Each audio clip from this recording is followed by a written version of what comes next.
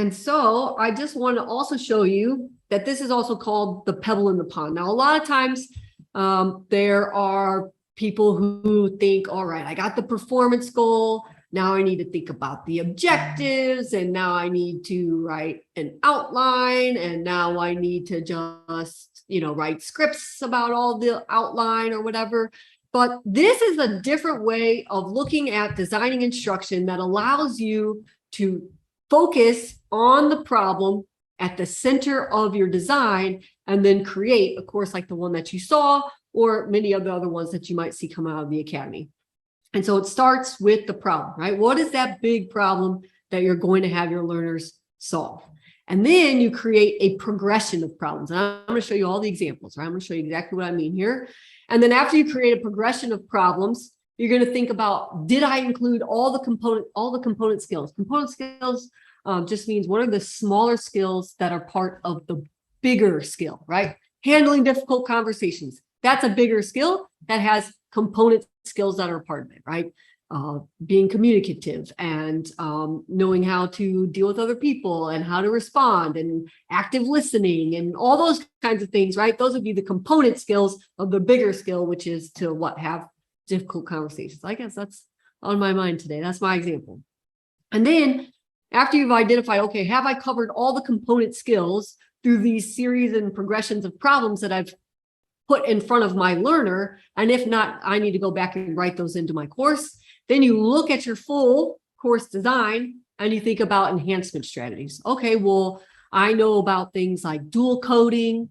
I know that my learner needs space practice, right? And these are different enhancement strategies that you can go back to your blueprint, right? Your course design document, your scripts, whatever you want to call it, right? It's all the same thing. And can you enhance it in these different ways by adding these different types of activities? You finalize your design, and of course you are evaluating. So that's the pebble in the pond model. Instead of starting in the usual way, you start with your problem. All right, and so the first one is you got to find your problem, right? And so you want to use your real world case studies. And so, for example, just another example to give you, and this one is for a software training. And I know it's kind of hard to read, so I'll just kind of tell you what this premise is if you can't really see it. But you see that instead of going through all the features, right, that are in Excel, right, that you can use in order to track expenses, it focuses it on the problem at hand, which is they need to be able to use Excel for business purposes like running a restaurant, right? And so that's the main problem that is set up from the very beginning. Think about your final problem that you want your learners to be able to solve on their own by the end. And so that's what this is an example of, a final problem that you will want your students to be able to solve by the end. So Susan's opened a small restaurant. She has been very successful and wants to expand her business. To finance this project, Susan needs a bank loan. She knows that an accurate and well-designed presentation will help her get the loan. You have agreed to prepare the last month's sales figures for Susan. The first spreadsheet shows the information that Susan has recorded, and the second spreadsheet shows the spreadsheet after you've organized it for Susan. So that's what you want to think about. When you have a performance goal, your final big problem, what is that thing? What is a scenario that you can give them that would incorporate all the skills that they need to be able to use in order to solve the whole problem or the whole shebang, right? And that's what you want to think of first. What is that big problem? What is it that I want them to be able to do by the end? And this is what I'm talking about, thinking about what you want to do. Not just a one sentence, but like think about the application right here at the beginning of your course design. It's going to save you so much time. Then you want to demonstrate the problem solution, right? And so, for example, you would tell them exactly how to do the things. Create the gross sales formula, click the cell, type this, click this, copy that. You're demonstrating them all the steps that they need to take in order to, fill out their spreadsheets to track their business expenses.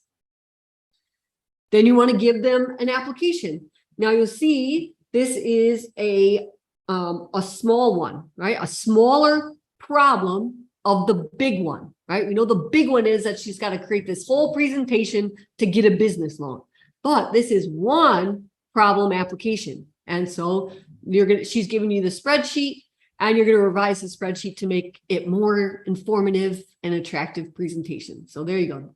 So make the headings bold, right? And you see that you're not telling them at this point, click here, click there, do this, do that, right? You've already done that in the demonstration.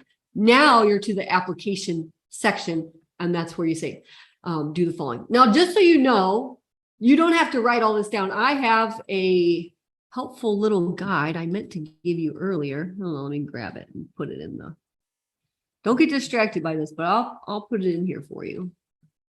And this is everything I'm just going over today, and it's in a nice little Word document format. I'll show you what it looks like here, just so you guys are like, oh man, I need to take a ton of notes. You can take notes, but I want to tell you that I have a resource for you, right? So if I was to have you follow the first principles of instruction guide, right? Here's the primary goal, and then identify the problem. Then I give you the examples I'm giving here, and you can just write in here. You can just make as many copies of this as you want. And I give you a demonstration for every single one. Here's problems, design demonstrations, right? Design applications, and so on and so forth, right? So it's all right here. You don't have to memorize what I just told you. I created a resource for you.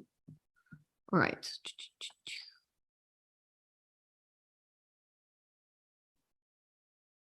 All right. And so, for example, whenever you are just brainstorming and scripting,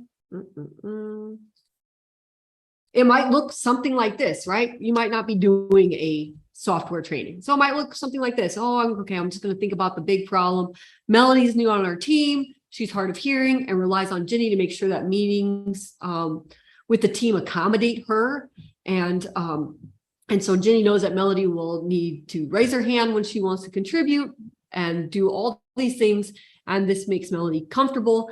And then let's follow along with Jenny's process to find out how she's able to meet Melody's needs. So I was just thinking about the final problem right here at the beginning. And so it might just even look something like this, right? Then you might do a demonstration. This is just another example of what a demonstration might look like.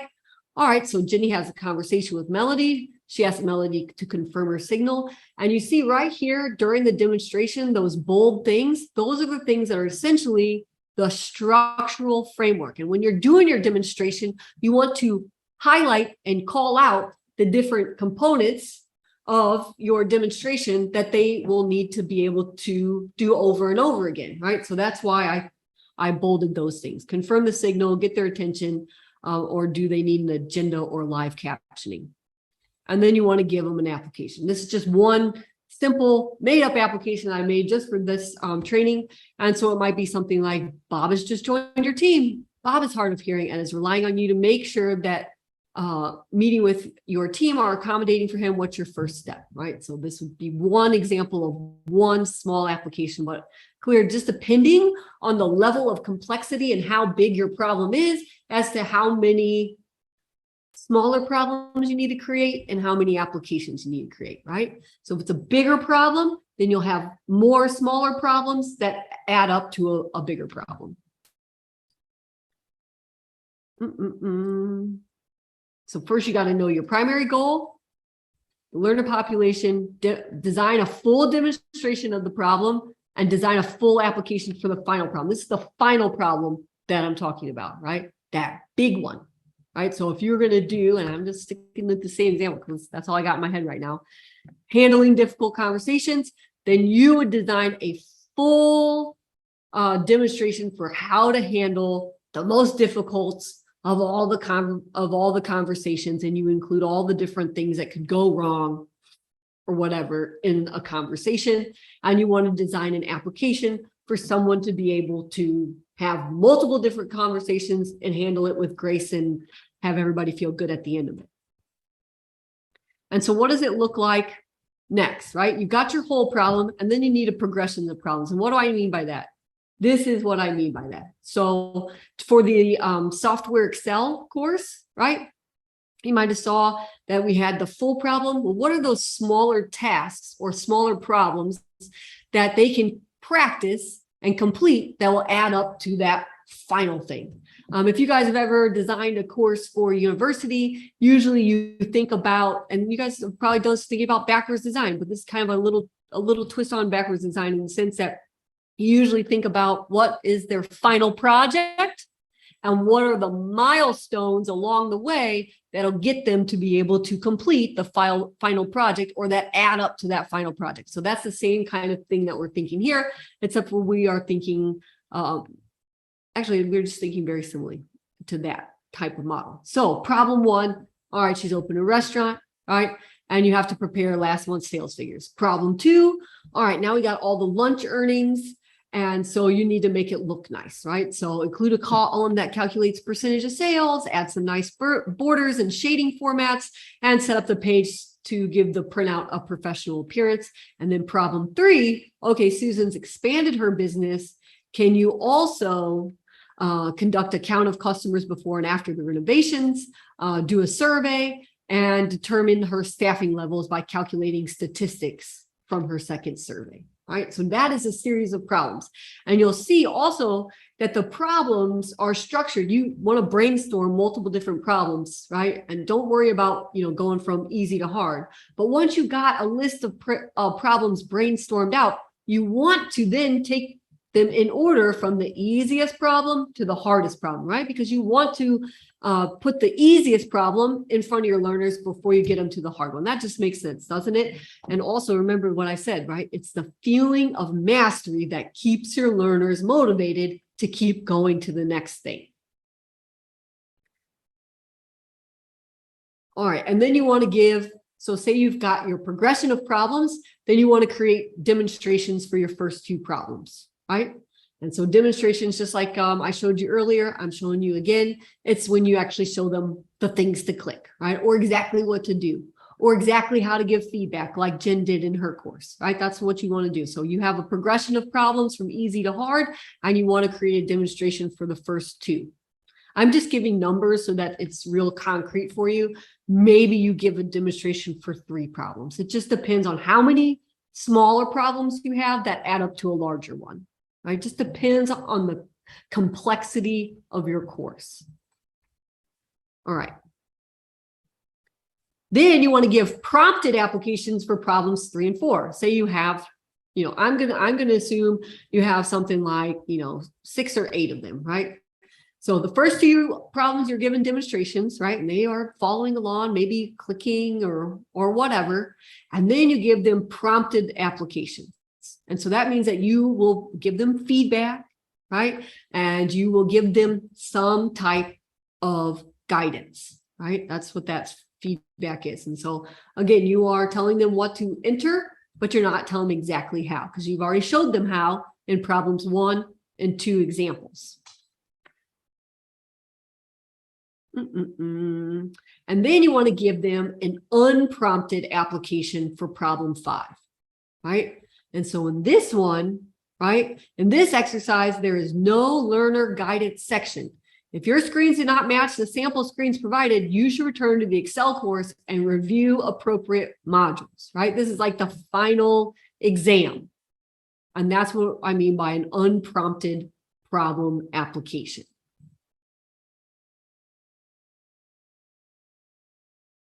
And then finally, you want to give, if you have 8 problems, right?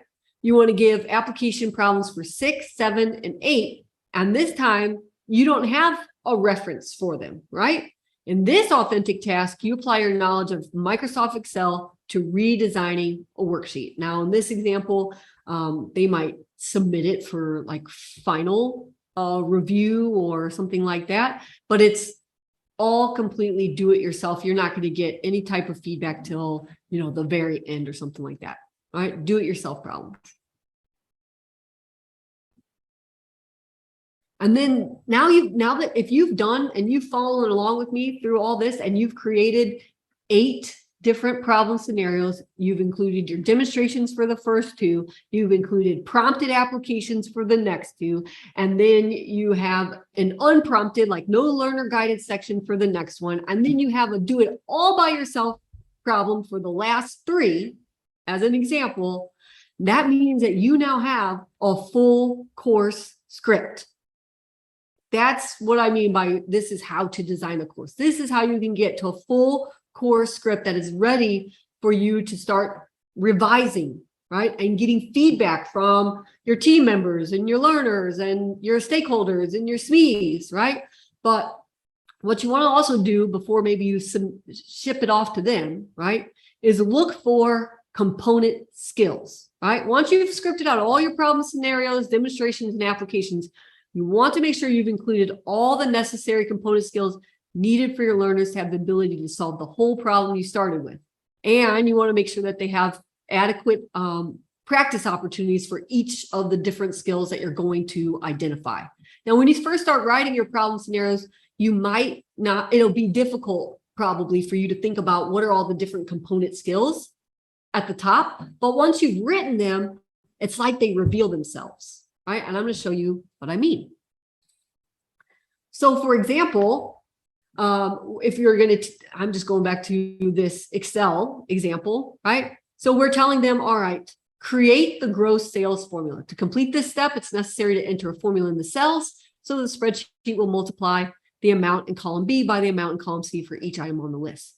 Now, in this script or storyboard, whatever you want to call it, you will see it says, click here to learn how to enter formulas for basic arithmetic operations into a spreadsheet.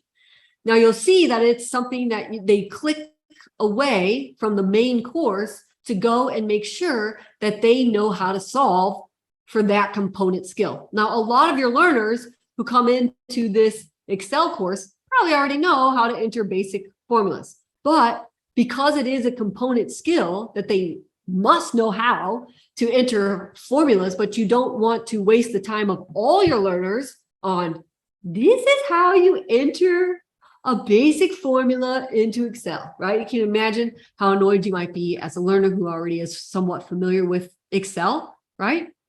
Then you do it as something that they can go and pull that information and learn that component skill, but you're still including it as part of your course, but it's optional, right? And so it might click to another, if you were building an articulate storyline, it might click to another story, right? Or another scene in your storyline file, right? And so then it would be like, okay, now I'm going to click here and then I'll get the basic operations and you would write that out too, right? All right, so how to enter formulas into your worksheet. And then it tells you exactly how to enter formulas into a worksheet. Right? And so you are making sure that all the component skills are included and instruction is included for each of those component skills. Hopefully you guys are following me. If not, come back, ask questions in the group, ask questions now, let me know. I want to show you another example about what I mean by, oh, good, I got thumbs up. All right, so just another way to look at component skills visually, right? So remember, you're creating a progression of problems, right? Smaller problems add up to a bigger problem. So you might have skills A, B, and C. Those are all a part of the first problem, right? And then, and I'm just changing their colors because they're different skills. And then you get to problem 2, and you include the first 3 skills, but you want to make sure that that skill component, skill D, is also included, right? So that you are stepping up the level of difficulty and you are having them practice those same 3 skills again, plus adding in a new one, right? There's your new one. And then it keeps going, right? So problem 3, now they're practicing all the skills they've added in E. Problem 4, all the skills again are being practiced, plus the new one. And then by problem 5, then they're practicing all the skills on their own. And so what could this look like? For example, if I was going to teach somebody how to be an entrepreneur, right? It starts with, all right, what is the idea? Do you know how to identify resources, acquire resources, start a business, and manage a business? And so for the first one, I might ask them about those first 3 skills for a product business. And then I ask them for the first 4 skills for a service business.